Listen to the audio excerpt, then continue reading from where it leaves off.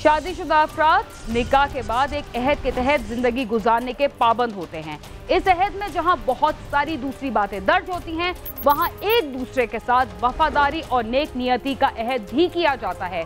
लेकिन कुछ ख़वातीन और हज़रात इस पर अमल ना करते हुए बाहमी रिश्ते में भी दरारें डालते हैं और उस अहद की भी धज्जियां उड़ा देते हैं जो निकाह के दौरान वो एक साथ करते हैं। याद रहे, अगर कोई शादीशुदा जोड़ा एक दूसरे से अलग होना चाहे तो उसके कानूनी तरीके भी मौजूद हैं, मगर जो लोग इन तरीक़ों को छोड़कर इस रिश्ते के होते हुए कोई नाजायज़ कदम उठाते हैं, वो अपने साथ अपने बच्चों और बहुत सारे दूसरे अफराद के लिए भी मुश्किलात का बायस बन जाते हैं।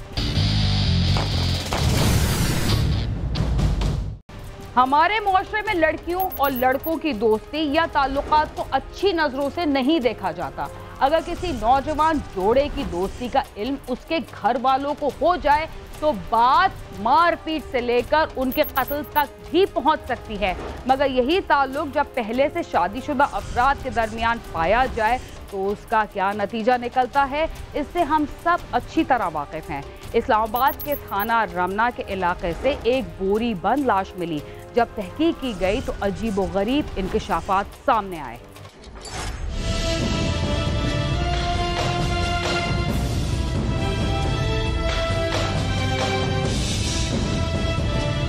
थाना रमना की पुलिस को इत्तला मिली कि एक नाले के करीब एक अनाज की बोरी में लाश पड़ी है। ये इत्तला एक मदरसे की इंतजामिया ने दी, जिसे मदरसे के बच्चों ने बताया था, जिसके बाद पुलिस मौका पर पहुंच गई और इब्तदाई शवाहिद जमा कर लिए। अच्छा जी, ये जो स्पेसिफिक केस जिसकी हम आज बात कर रहे हैं आपके साथ, ये 3 मार्च 2020 का वाक़या है। शाम के वक्त मगरिब के टाइम के करीब जो है वो एक 15 पे कॉल रिसीव हुई कि जनाब एक जो है वो नाले के करीब जो है ना बोरी बंद लाश मौजूद है। तो फ़ौरन जैसे ही पुलिस को पता चला, कंसर्न हमारा जो शालीमार पुलिस स्टेशन है और जो सीनियर अफसरान है वो मौके पे चले गए। वहाँ पे बेसिकली ये जो केस रिपोर्ट किया था, ये एक मदरसे के बच्चे थे जो साथ ही एक वाटर फिल्ट्रेशन प्लांट है, वहाँ से पानी लेने गए। तो उन्होंने जब वहाँ पे वो घूम फिर रहे थे तो उन्होंने ये चीज़ देखी। उन्होंने अपने मदरसे की इंतज़ामिया को रिपोर्ट किया और उन्होंने फिर जो है वो 15 पे कॉल करके पुलिस को इन्फॉर्म किया। हमारी थाने की पुलिस भी वहाँ पे पहुँची। उसके अलावा हमारा होमिसाइड यूनिट जो कि स्पेसिफिकली इसीलिए कायम किया गया है कि वो जितने भी कत्ल की वारदात है उस पे काम करें। पुलिस के मुताबिक लाश 1 से 2 रोज पुरानी थी, क्योंकि लाश इतनी खराब नहीं हुई थी। मकतूल के कपड़ों से कोई कार्ड या शनाख्त नहीं मिली, जिसके बाद उसकी तस्वीर और उंगलियों के निशानात नादरा को भेजे गए, जिसके बाद उसकी शनाख्त मोहम्मद इसहाक के नाम से हुई, जो गिलगित का रिहायशी है और उसकी उम्र 34 साल है। जब उसको हमने देखा तो हमें ये लगा कि ये कोई जो लाश की जो ज़ाहिरी उसके फीचर्स थे कि ये 1 से 2 दिन पुरानी जो है, हमें वो लग रही थी कि ये 1 से 2 दिन पुरानी है, कोई बहुत ज़्यादा पुरानी लाश नहीं है, क्योंकि उसकी जो फीचर्स थे और वो चीज़ें थे वो इंटैक्ट थी। उसके बाद इस चीज़ को हमने जो है ना वो हॉस्पिटल में शिफ्ट करवाया। जब हॉस्पिटल में उसका पोस्टमार्टम हुआ, जो उसने क्लॉथिंग पहनी हुई थी उसके अंदर उसकी कोई कोशिश की गई कि हमें कोई उसकी आइडेंटिफिकेशन मिल जाए, लेकिन उसकी जो पॉकेट्स थी वो एम्प्टी थी, उसमें कोई ऐसी चीज़ हमें मैसर ना हो सकी, ना उसका फ़ोन मौजूद था, कोई चीज़ ऐसी नहीं थी जिससे हमें कोई क्लू मिले। तो फिर जो इस तरह के केसेस होते हैं उसके अंदर हम फिर नादरा की हेल्प लेने की कोशिश करते हैं। हमने उसके फिंगरप्रिंट वहाँ से उसकी जो डेड बॉडी थे उसे लिए और उनको वेरिफिकेशन के लिए हमने नादरा के पास भेजे। जब हमने उसके वो नादरा के पास भेजे तो नेक्स्ट डे जब हमारे पास रिज़ल्ट आया तो हमें पता चला कि ये मोहम्मद इसहाक नामी शख्स है जो कि गिलगित का रहायशी है और इसकी उम्र जो है वो 34 साल के करीब है। तो हमारी जब टीम वहाँ पे पहुँची तो उन्होंने उन बच्चों के ज़रिए निशानदेही की। निशानदेही करने के बाद जो वहाँ पे एक बोरी थी जो पटसन की बोरी होती है, उस बोरी को अपनी तहवील में लिया। उस बोरी की जब मुलाहिज़ा किया गया तो उसमें से एक शख्स की लाश बरामद हुई। जब वो शख्स की लाश बरामद हुई तो उसे फिर कानूनी तकाज़ों को पूरा करने के लिए हॉस्पिटल शिफ्ट किया गया। अब वो लाश देखने में कम से कम 2-3 दिन पुरानी लग रही थी।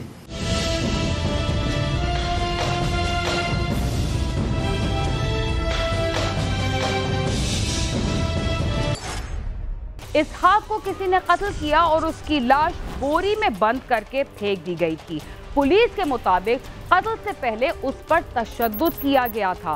देखते हैं उसकी शनाख्त कैसे हुई और वो कहां का रहने वाला था। पुलिस अफसरान का कहना है कि पोस्टमार्टम में ये बात मालूम हुई है कि इसहाक पर तशद्दुद किया गया था। पोस्टमार्टम के बाद इसहाक की लाश उसके वर्सा के हवाले कर दी गई, जो उसे लेकर गिलगित चले गए। जैसे ही हमें इसकी शनाख्त असरटेन हुई, हमने फौरी तौर पे इसके जो फैमिली मेम्बर्स थे उसको नादरा के रिकॉर्ड से हासिल किया और साथ में उनके जो हमारे पास टेक्निकली हम उनका टेक्निकल डाटा के थ्रू उनका जो फ़ोन नंबर वगैरह था वो असरटेन करके हमने उनकी फैमिली को इन्फॉर्म किया कि ये मामला है। उसकी फैमिली आ गई, उन्होंने आके दुरुस्त तौर पे शनाख्त किया कि जी बिल्कुल यही हमारा ही बेटा है जिसके साथ ये वाक़या हुआ है। और हमने फिर उसका जो कानूनी तकाजे होते हैं पोस्टमार्टम के वो करवा के उसके बाद उसकी जो बॉडी थी वो वसा के हवाले कर दी। पुलिस ने अपनी तहकीकात का आगाज कर दिया था। इसहाक थाना कोराल के इलाके अलीपुर में रहता था और वहाँ ही उसकी वेल्डिंग की दुकान भी थी। पुलिस ने वहाँ से भी मालूमात हासिल की ताकि कोई नुक्ता मिल जाए। मकतूल के हवाले से टेक्निकल जराए का भी इस्तेमाल किया गया। हमने वहाँ पे ऑन ग्राउंड जाके इसकी तलाश शुरू कर दी कि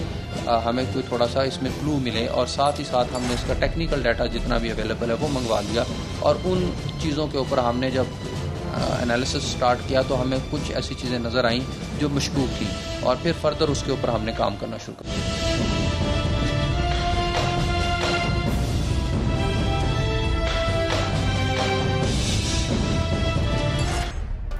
इसहाक के नाम पर जो सिम्स थी उनमें एक सिम ऐसी भी थी जो किसी और शहर में इस्तेमाल होती थी। पुलिस को यकीन था कि इस मोबाइल नंबर से असल कातिल का पता चल जाएगा और ऐसा ही हुआ।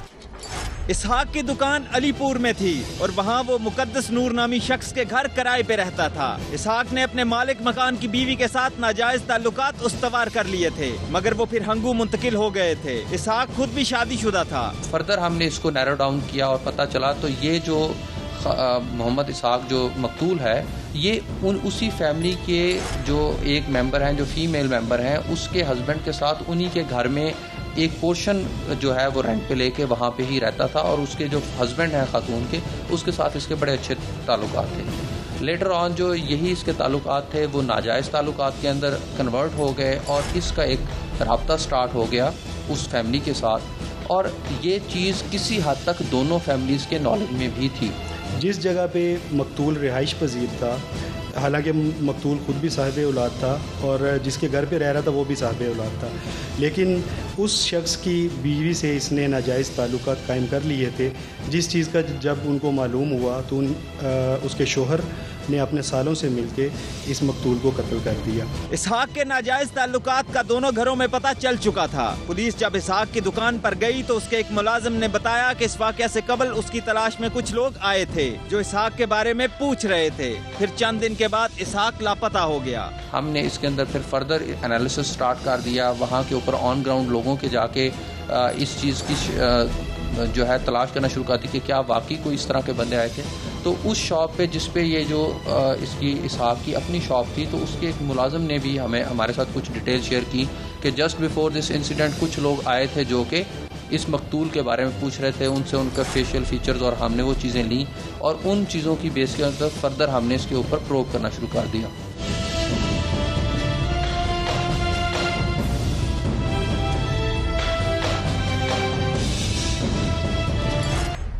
इसहाक नामी शख्स को कत्ल से पहले तशद्दुद का निशाना बनाया गया था, जिसकी बुनियादी वजह एक खातून के साथ उसके ताल्लुकात थे जिनके बारे में उसके शौहर को पता चल चुका था और पुलिस भी ये बात जान चुकी थी। उसके बाद जो कुछ हुआ हम आपको इस बारे में भी बताएंगे, मगर प्रोग्राम क्राइम सीन में वक्त हुआ एक मुख्तसर से वक्फे का, जिसके बाद हम दोबारा आपके साथ होंगे। तब तक आप समा के साथ ही रहिए। प्रोग्राम क्राइम सीन में एक बार फिर खुशामदीद। वक्फे से पहले आप देख रहे थे कि इस्लामाबाद से मिलने वाली बोरीबंद लाश की पहचान हो गई थी और इस कत्ल में मुलविस अफराद का पता चल चुका था। आइए देखते हैं मुकद्दस नामी शख्स को जब इस मामले का इल्म हुआ तो वो अपने बीवी बच्चों को लेकर कहाँ गया था और इस कत्ल में उसकी मदद के लिए और कौन कौन से अफराद शामिल थे। पुलिस को जब मालूम हुआ कि इसहाक के पीछे कुछ लोग आए थे तो पुलिस ने अपनी तफ्तीश इस नंबर की तरफ की जो इसहाक के नाम पे था, मगर इस्तेमाल मुकद्दस की बीवी करती थी। जिसके बाद पुलिस ने मुकद्दस के साले हाफिज मोहम्मद कासिम को गिरफ्तार कर लिया, जिसने अपने जुर्म का एतराफ कर लिया। जब ये इंसिडेंट हुआ है, उस इंसिडेंट से पहले हमारे पास जो अभी तक का जो एविडेंस है उससे कुछ चीज़ें सामने आई हैं। तो जो हमें अभी तक पता चला है वो 3 से 4 लोग इन्वॉल्व थे इस मर्डर के अंदर, जो अभी तक हमने आइडेंटिफाई कर लिए हैं। उनके अंदर से एक जो है वो हमने अरेस्ट भी कर लिया है, और उस जो अरेस्ट हुआ है उसने अपना इकबाल जुर्म भी कर लिया है, और उसने जो हमारे साथ डिटेल शेयर की हैं उसमें उसने यही चीज़ शेयर की है कि जो इनकी सिस्टर थी उसके साथ इसके ताल्लुकात थे, उनके लिए एक ये गैरत का मसला बन गया था, अना का मसला बन गया था, और उसके अंदर आके वो इस मामले के अंदर इन्वॉल्व हुए और इसको हमने ट्रेस किया, और इसके साथ ये जो कुछ भी हुआ तो वो मौजूद थे। और उसने साथ में जो और लोग थे उनके बारे में भी इंकशाफ भी किया है, जो कि हमारे जो इन्वेस्टिगेशन है उससे वो चीज़ मैच भी कर रही है। जब टेक्निकल ज़राए से हमें मालूमात मिली तो फिर हमारी टीम ऑन ग्राउंड गई और उसने जाके अलीपुर फराज से मालूमात हासिल की। वहाँ से मालूमात से हमें ये मालूम हुआ कि इस बंदे को तलाश करने के लिए कुछ लोग कुछ दिन पहले भी यहाँ पे आए थे और इसके बारे में पूछ रहे थे। उसके बाद हमारी इंटेलिजेंस टीम जो काम कर रही थी उसको भी कुछ लीड मिली। उसके बाद हम एक शख्स तक पहुँचने में कामयाब हुए जो कि टल ज़िला हंगू का रहने वाला था। उस बंदे को हमने जब अपनी तहवील में लिया और उससे दौरान इंटेरोगेशन उसने ये इंकशाफ कर लिया कि वो इस शख्स के कत्ल में मुलव्वस है। कासिम ने पुलिस को बताया कि उसने अपने भाइयों और बहनोई के साथ मिलकर इसहाक को अलीपुर से उठाया और फिर रस्सियों से बांधकर उस पर तशद्दुद किया और फिर गला दबाकर उसे कत्ल कर दिया। ये काम उन्होंने अलीपुर फराश में किया और फिर अपना जुर्म छुपाने के लिए इसकी लाश बोरी में बंद करके उसे रमना के इलाके में एक नाले के करीब जंगल में फेंक दिया। उन्होंने बेसिकली जब यहाँ पे आ गए तो ये जहाँ पे रहता था अलीपुर फराश के एरिया में, वहाँ पे ही इसको उन्होंने पकड़ा, बातचीत के बहाने से उसको एक और जगह पे लेके गए, और वहाँ पे जहाँ पे जो कि बेसिकली वो खातून जिसके साथ इसके ताल्लुकात थे वो उसके हस्बैंड का घर था, वहाँ पे उसके साथ उन्होंने जो है वो हाथापाई स्टार्ट की और उसके ऊपर टॉर्चर स्टार्ट किया, और फाइनली जो है उसको गला दबाकर उन्होंने वहाँ पे कत्ल कर दिया। कासिम के दीगर भाइयों और बहनोई ने अदालत से अबूरी जमानतें करा ली हैं। हमें अपने इर्द गिर्द देखने की जरूरत है कि ऐसे मामलात होते क्यों हैं। अगर किसी खातून या बच्चे के लिए मोबाइल फोन रखना जरूरी है तो मोबाइल लेके देने वाले को चाहिए कि वो नजर भी रखे कि मोबाइल फोन का इस्तेमाल गलत किया जा रहा है या सही। अगर ऐसा किया जाए तो इस किस्म के वाकयात को कम किया जा सकता है। कैमरामैन सद्दाम मलिक के साथ नईम जंजुआ, समा, इस्लामाबाद। अगर बेगर्ज और बेलौस प्यार मोहब्बत की बात की जाए तो ऐसी मोहब्बत हर इंसान को अपने माँ बाप या किसी हद तक बहन भाइयों से हो सकती है, लेकिन नौजवान लड़के और लड़कियां इश्क में मुब्तला होकर अपने वालिदैन और घर वालों के प्यार को भुलाकर सरकशी पर आमादा हो जाते हैं और पूरे खानदान की इज्जत दांव पर लगाकर घर से भाग जाते हैं, जो खराब नताइज की सूरत में उनके सामने आते हैं। लाहौर की रिहायशी एक लड़की को किसी के साथ अपने घर से भागना इतना महंगा पड़ा कि वो किसी को बता भी ना सकी। ऐसा क्या हुआ, आइए जानते हैं। वाज़ेह है कि मुतासरा खानदान की शनाख्त जाहिर नहीं की जा रही।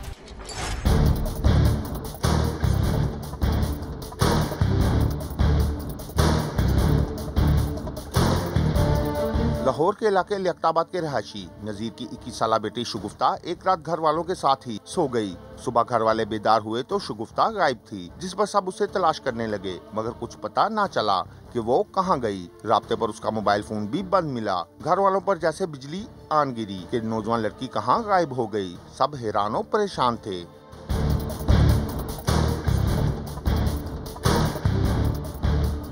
घर वालों ने मजीद जांच पड़ताल की तो घर से 14 लाख रुपए और भारी मालियत के तलाई जेवरात भी गायब थे। पुरसा ने मुख्तलिफ खदशात पर गौर के बाद बिलाखिर पुलिस को इतला कर दी। पुलिस ने शगुफ्ता के अगवा का मुकदमा दर्ज करके तफ्तीश शुरू कर दी।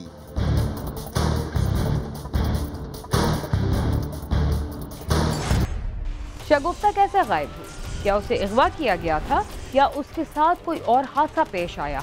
घर से लाखों के जेवरात और रकम कौन ले गया? क्या पुलिस इन सवालात के जवाब ढूंढ सकी? आइए जानते हैं। पुलिस ने मुकदमा दर्ज करके इंतहाई जिम्मेदारी से तफ्तीश की तो 2 दिन में शगुफ्ता का सुराग मिल गया।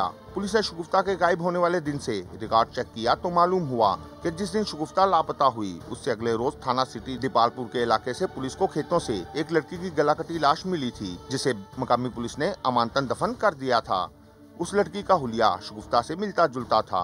इसके वालिद ने एक रिपोर्ट इधर थाने में दर्ज कराई थी कि मेरी बेटी अगवा हो गई, घर से चली गई है, अगवा हो गई, किसी ने इसको अगवा कर लिया।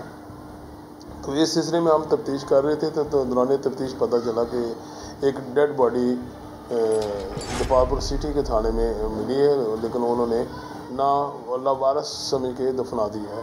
तफ्तीशी टीम शगुफ्ता के उर्सा को लेकर दीपालपुर गई तो लाश की तस्वीर और कपड़ों से शिनाख्त हो गई कि वो शगुफ्ता ही थी। पुलिस ने तफ्तीश का दायरा वसी किया और शगुफ्ता के मोबाइल फोन का रिकॉर्ड निकलवाया तो ज्यादातर फोन कॉल्स शगुफ्ता ने अपने चचाजाद आजम को की थी और वो उसी से राब्ते में थी।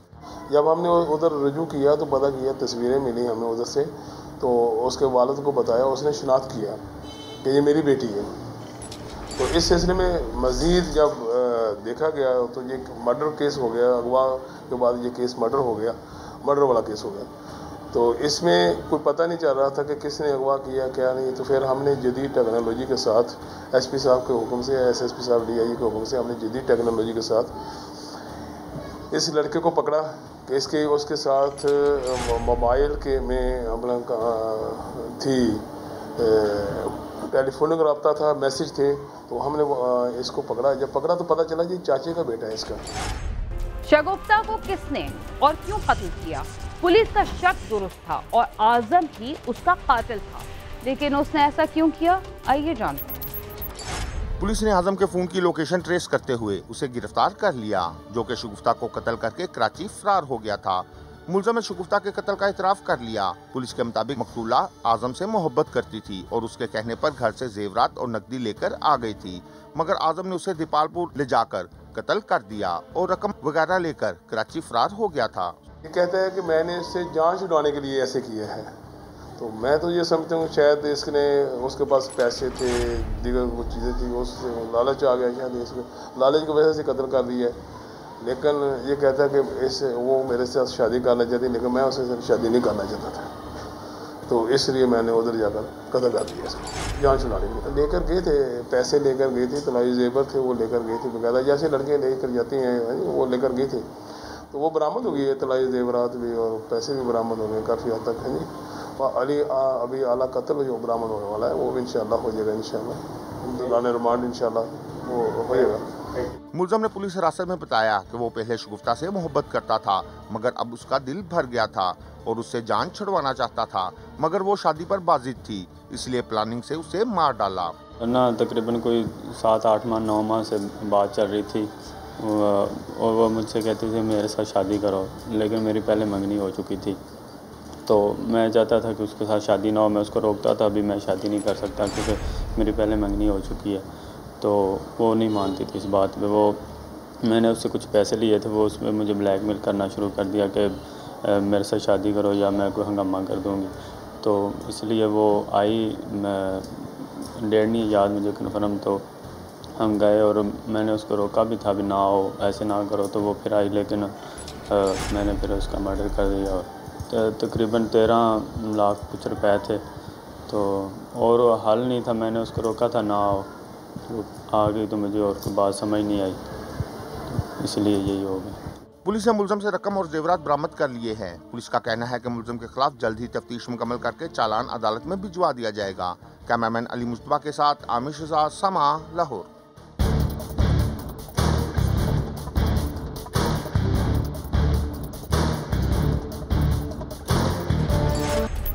किसी पर अंधा एतमाद करने से पहले ये जरूर देख लेना चाहिए कि इस एतमाद को ठेस पहुंचने की क्या वजूहात हो सकती हैं। कुछ नौजवान लड़के और लड़कियां जब अपने खानदान और रिवायत से बगावत करते हैं तो वो ये नहीं सोचते कि उन्हें मोहब्बत के झूठे ख्वाब दिखाने वालों के जहन में क्या है। इसके साथ ही क्राइम सीन अपने इख्तिताम को पहुंचता है। अगर आप हमसे रब्ता करना चाहते हैं तो हमारा पता है cs@sama.tv। इसके अलावा आप ट्विटर, फेसबुक और यूट्यूब पर भी हमसे रब्ता कर सकते हैं और हमारा प्रोग्राम भी देख सकते हैं। वीना खान और क्राइम सीन की टीम को इजाज़त दीजिए और देखते रहिए समा।